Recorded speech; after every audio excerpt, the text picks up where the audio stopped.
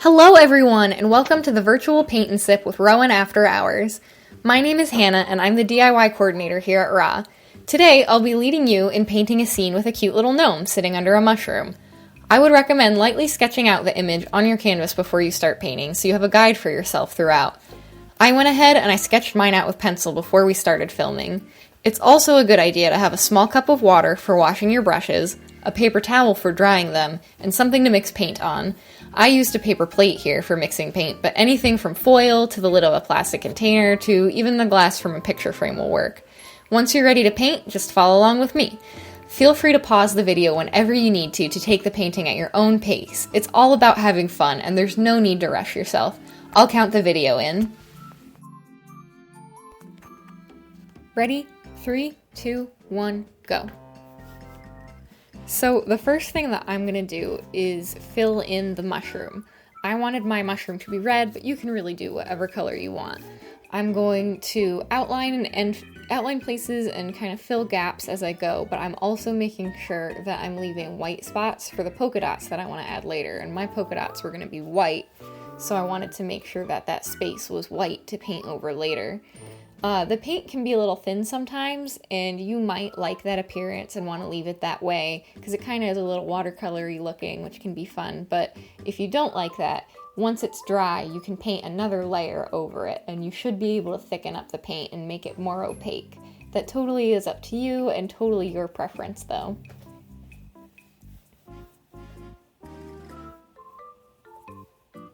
And you can see as I'm getting further into the mushroom, I'll outline part of it and then fill in.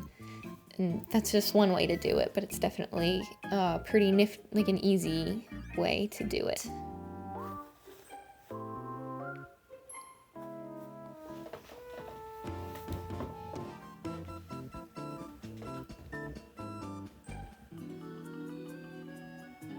And you can see I'm doing different size polka dots, and I'm putting some of them on the edge where they get cut off, and some of them you can see the full polka dot to add a little character to the mushroom.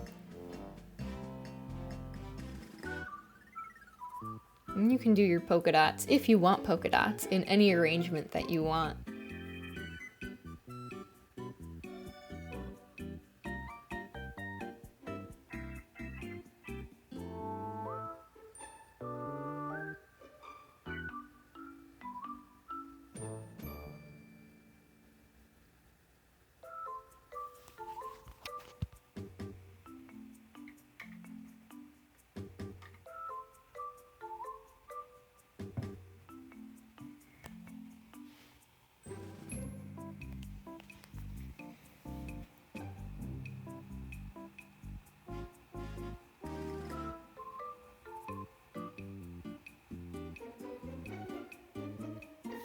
You can kind of see some of the underside of the mushroom with this image and how the mushroom is formatted, so you can also see a little bit of a lip underneath, and that's where that thinner line of red is that I'm painting on the lower half of the painting.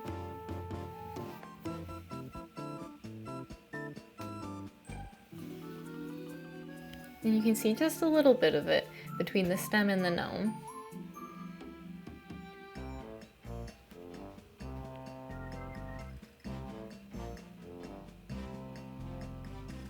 I'm going back in and darkening up the red a little bit, making it a little more opaque with a second layer in a few places, and cleaning up some of my circles so that they're a little rounder and cleaner.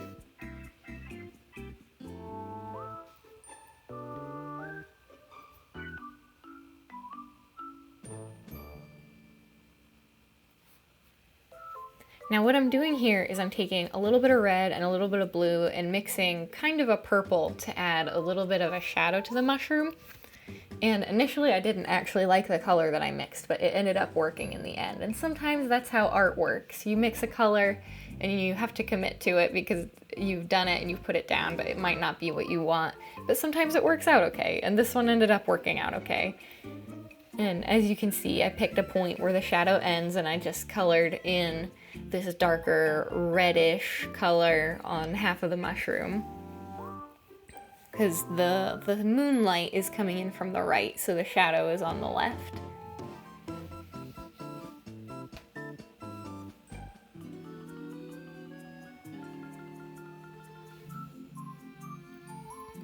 You can't see it in the shot, but I have a cup of water that I am dipping my paintbrush in between colors. You can use multiple paintbrushes, but if you want to clean off your paintbrush, you just run it through some water and then you dry it off on a towel. I am now painting the gnome's hat. You can pick whatever color you want. I made mine blue so that it would contrast with the mushroom a little bit. And I gave him little matching blue shoes. Again, whatever color you want. And same as the mushroom, just fill that in. If you want it thicker, you can do a second layer. And then I took a little bit, like just a tiny bit of black, and added a little shadow to the hat and to the shoes to add a little bit of depth.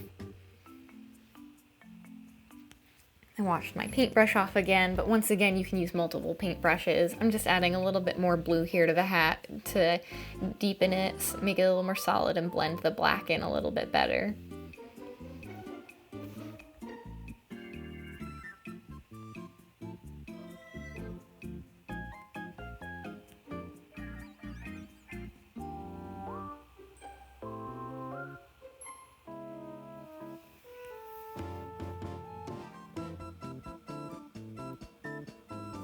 The next thing that I'm gonna do is I'm gonna take some blue and black and mix them together.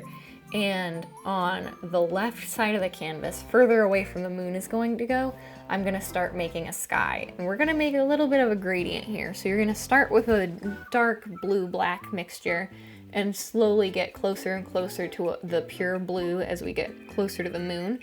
I'm going right up to the edge of the mushroom so that there's no white gap between my colors and they blend nicely, but I'm not going too far into them so as not to muddy the colors. And I'm leaving a shape for some trees and bushes, and then I'm taking a little more blue so that the color becomes more blue than black here in the middle of the canvas. Blending the edge of the mushroom, but not avoiding it too much. More blue.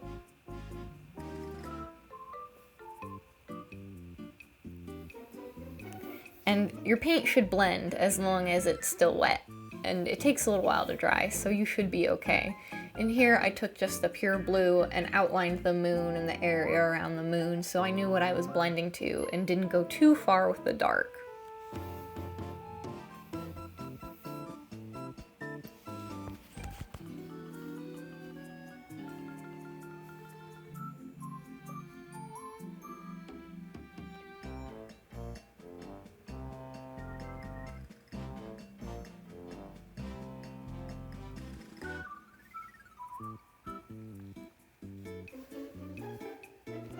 I have another tree line on that side, and you can see I'm just pushing the colors into each other to get a nice gradient.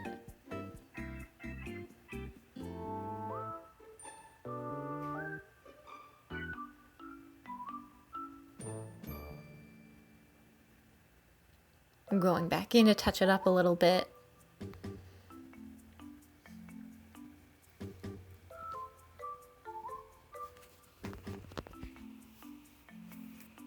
Now next what I'm going to do is I'm going to take some green and some black and mix them together for a darker green color for some trees and bushes that are further in the background, so further away from the viewer, so they'll appear a little bit darker. Then I'm going to do layers of this foliage so they'll get lighter and greener as they get towards the foreground, but I'm starting with the darkest one. And once again, going right up to the mushroom so there's no gap, but not going over the mushroom so that I don't mess it up and muddy the colors, but also so there's no white gap. And I'm just following my tree line that I left for myself and leaving a space where I want the next color of green to go.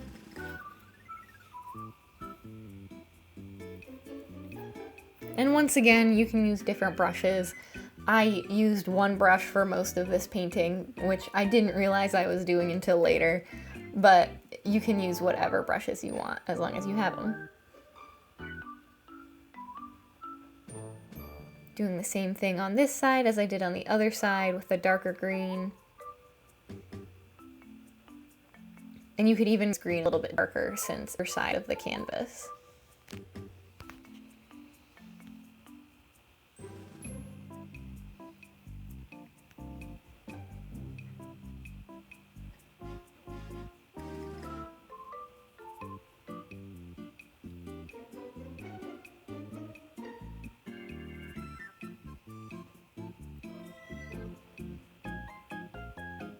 Now I'm adding more green to the color I mixed so that I am in the same kind of family of green, but I have more green and less black in it. And that's gonna be my next layer of green that I do.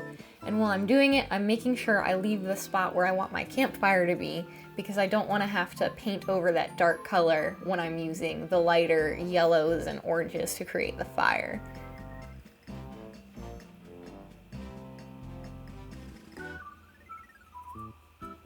You can see me here kind of carving out the space where the fire is.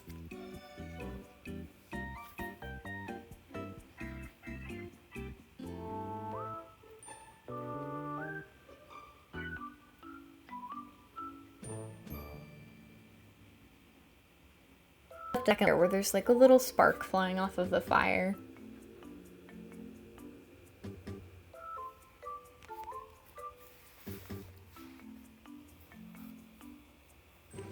I realized that my colors were a little too similar, so I went back in with some darker green to darken up that further back part. And then I went and I did the same thing over on this side. I needed to flip the canvas so that I could reach it a little better. Always feel free to rotate your canvas when you're painting so that you can get the best angle and so you don't accidentally stick your hand in your paint.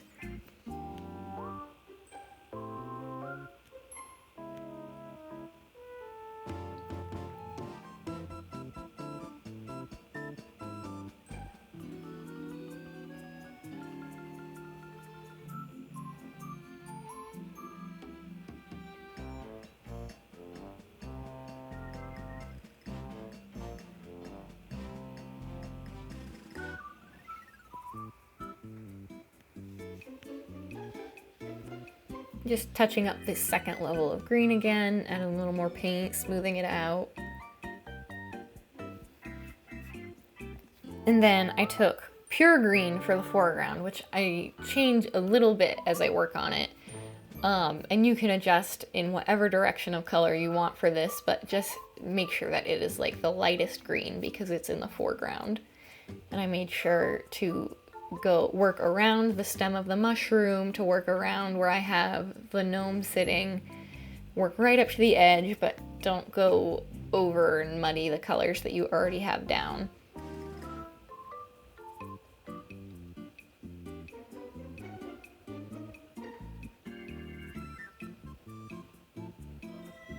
And you can see with the fire, I also left some room for a log that the fire is on.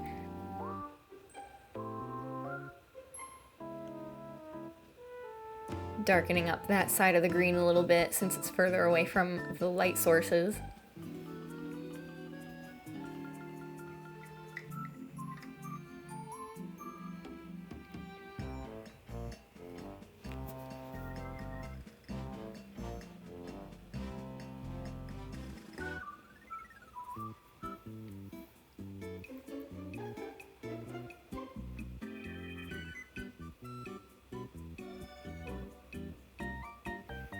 And just adding a little bit of darker green in general so it's not that pure green everywhere, and then going back into what I already had and adjusting as I feel needed to make things darker or lighter, or just clean up a little bit.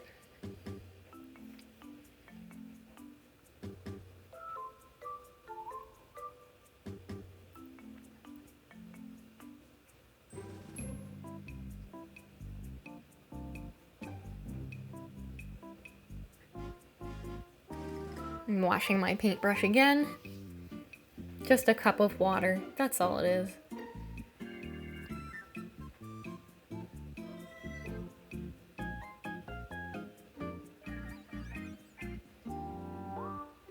Now I'm mixing some yellow and red with a little bit of black to make kind of a brown color.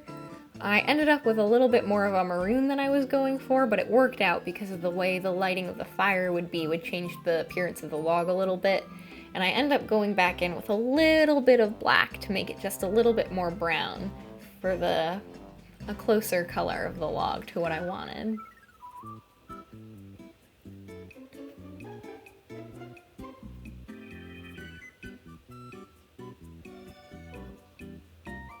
I realized here that I missed a portion of the grass behind the gnome, so I went back in and fixed that.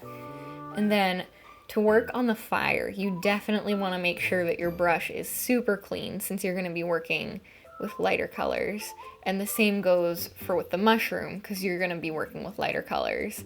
Here I'm going in with just a layer of white because I want to gently blend the lighter colors I'll be using to shade with this, and also to cover any of my pencil lines that might be in the white area. My gnome's beard is white, my underside of my mushroom is white. You don't have to do white, you can adjust to a different color if you would like. This is just what I went with. I'm going back over the polka dots as well to clean those up and make sure the pencil lines don't show through, make the edges a little bit cleaner. And I think I added a few polka dots here, a few extra ones.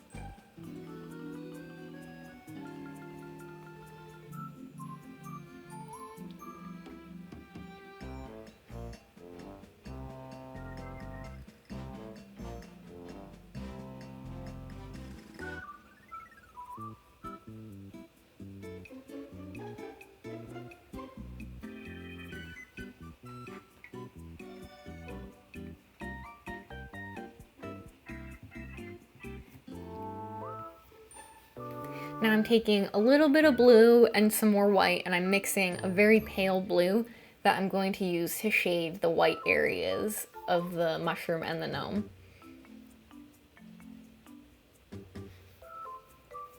So this white area is like the underside of the like bell of the mushroom. So I added some of the shading here, and then the stalk of the mushroom gets some shading, and then the polka dots that are in the darker part of the shadow on the mushroom also get a little bit of this shadow color to show that they as well are shaded.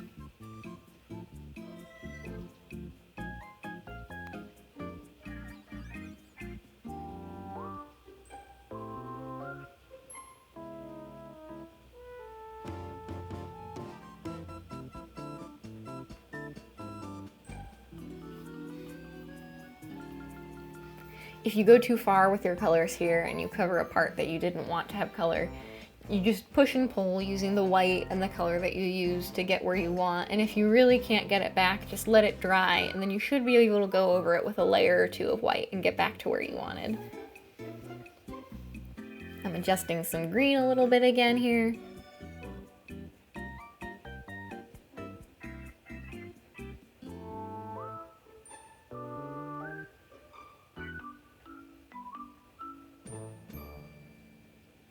Now I'm taking more white and I'm filling in the moon.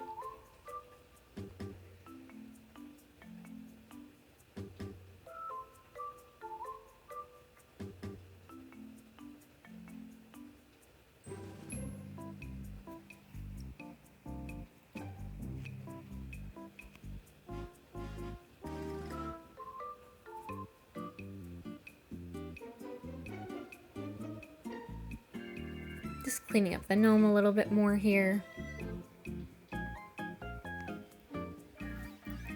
And I'm adding a slightly darker blue line to my blue shading that I have in the mushroom to add some texture to the inside of the mushroom and to differentiate where the stalk is separate from the like bell part of the mushroom. Add a little bit more depth and distinction.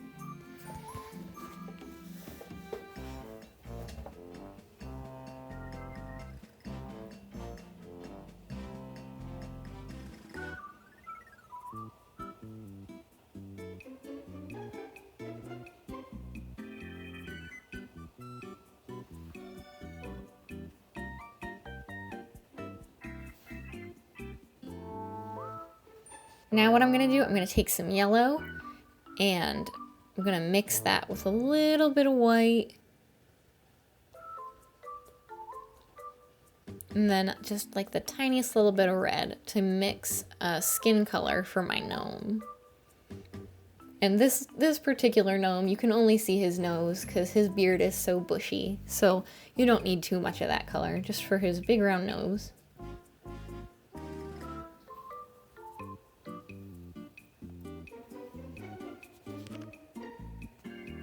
And then I took a little bit of blue here and just gave his nose a little bit of shading, just some gentle shading.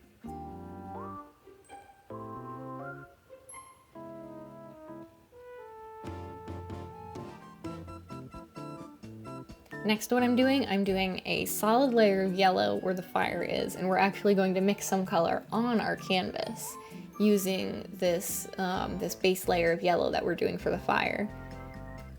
And then we're going to take a little bit of red and kind of make the center of the fire and push that around until you get it where you want. And you're going to get some orange in there, and some of it will still be red. And then you just kind of push and pull that with the yellow and the red until you get kind of the effect that you want. And I'm actually taking a little bit of white and also mixing that into the middle of the fire.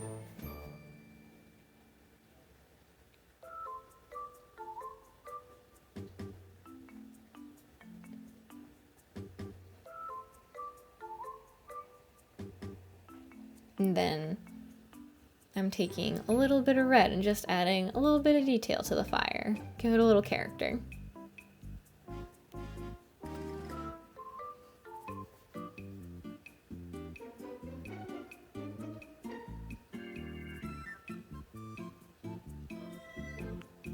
Next, what I'm doing is mixing a lighter orange-ish reddish color to give highlights on things, because the fire will reflect light off of surfaces.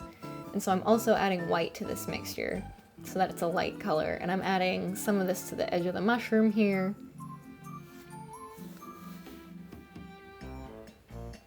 And I'm gonna add a little bit to the gnome as well.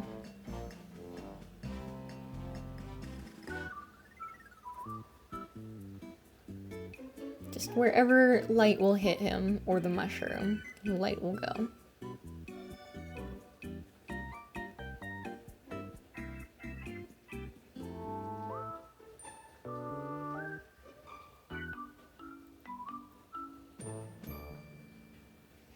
Now I'm adding some stars to the sky, which you can do best with a finer brush. And something I would recommend keeping in mind when you're adding stars to a sky is if you have a crescent moon within that circle where the sky shows, there will not be any stars, because there's still moon there. You just can't see it because of the way the light is.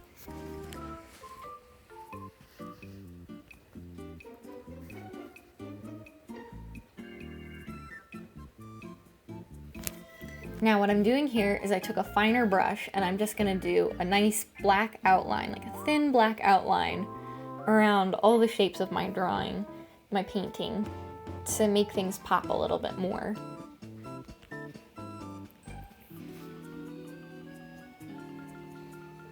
You want to be pretty careful in this step, and you don't have to do it, but I like to do it in pieces like this because, like I said, I think they pop a little bit more with it.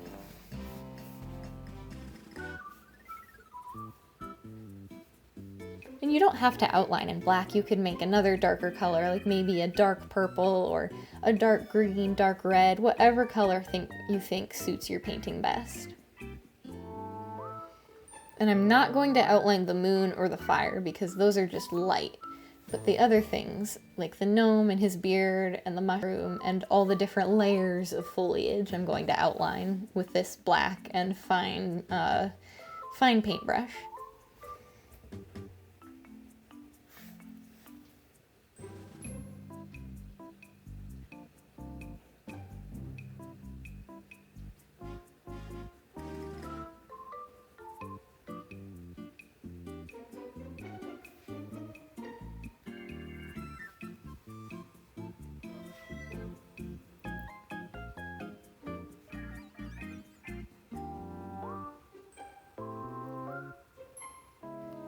You want to be nice and slow and steady with this step typically, so that you can be nice and careful and have good control over the paint.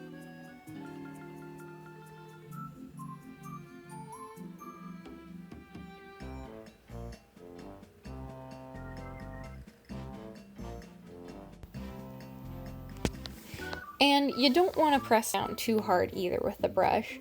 If you press down too hard, you'll end up with a thicker line, but you'll have a lot less control. If you have a little bit lighter of a touch with your brush, you'll have a little more control and you'll get a thinner outline. Now, if you do want a thicker outline, you can always go over it and make it thicker, but I would recommend not having as heavy of a touch with the brush. You'll also want to make sure that you have enough paint on your brush while you're doing the line work, because you'll have a much better line quality and last a lot longer if you have enough paint on your brush.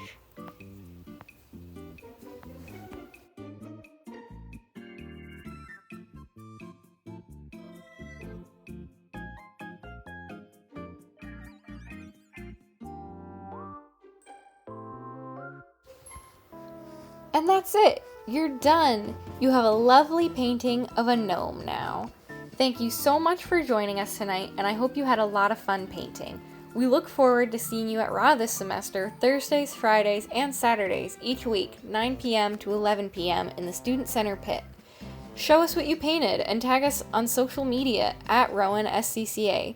Thank you so much again, and good night!